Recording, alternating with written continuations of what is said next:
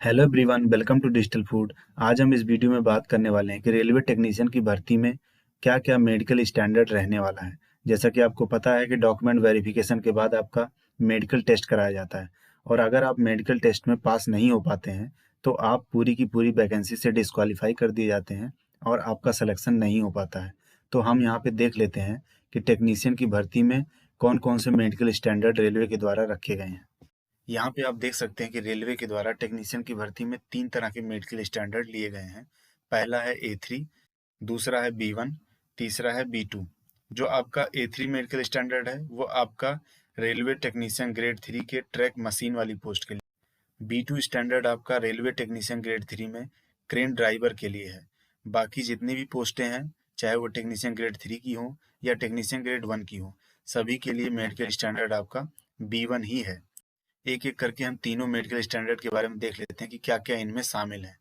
First of all, तो चाहे A3 medical standard हो या B1 हो या B2 हो, तीनों में आपको जनरली फिजिकली फिट रहना होगा। जनरली फिजिकली फिट होने का मतलब ये है कि आपके पास hydrocele, blood pressure, chest x ray या PFT, इन सब चीज़ों में आप ऑलरेडी फिट होने चाहिए। जो मेन फिटनेस टेस्ट होता है रेलवे में वो होता है आपका विजन टेस्ट का। विजन टेस्ट में आप देख सकते हैं, जो A3 मेडिकल स्टैंडर्ड है उसमें आपके डिस्टेंट विजन में 6/9 विद और विदाउट ग्लासेस। मतलब आपका A3 मेडिकल स्टैंडर्ड में जो डिस्टेंट विजन है वो आपका 6/9 होना चाहिए। अगर 6/9 आपका चश्मे के साथ है तो आपके चश्मे का जो लेंस है उसकी पावर 2 डायोप्टर से ज़्यादा नहीं होनी चाहिए। सेकंड है आपका नियर विजन। नियर विजन में आपका 0.6 विद और विदाउट ग्लासेस होना चाहिए। तीसरा है आपका must pass test for colour vision, binocular vision, night vision and mesopic vision. Second है आपका B one medical standard. B1 medical standard में जो आपका डिस्टेंट विजन है वो आपका 6/9 और इसके साथ साथ आपका 6/12 भी चल जाएगा विद और विदाउट ग्लासेस। लेकिन यहाँ पे ध्यान रखेंगे कि ग्लास का आपका जो लेंस होना चाहिए वो 4 डायोप्टर से ज़्यादा नहीं होना चाहिए। दूसरा है नियर विजन। नियर विजन में आपका 0.6 विद और विदाउट ग्लासेस होना चाहिए। ठीक है।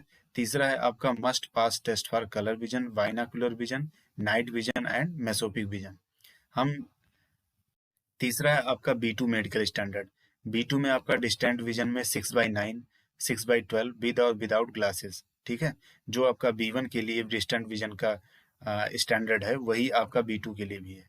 नियर विजन में भी वही है 0.6 विद और विदाउट ग्लासेस। ठीक है। तीसरा है आपका must pass test for binocular vision. B2 जो मेडिकल स्टैंडर्ड है इसमें आपको कलर विजन, नाइट विजन और मेसोपिक विजन वाले टेस्ट नहीं देने पड़ते हैं। नेक्स्ट आप देख सकते हैं कि candidates who have undergone LASIK surgery और any other surgical procedure to correct refractory error are not eligible for the post that require medical standard A3। ठीक है। अगर किसी ने LASIK सर्जरी कराई है तो A3 मेडिकल स्टैंडर्ड की जो पोस्ट है उसके लिए वह एलिजिबल नहीं होता है।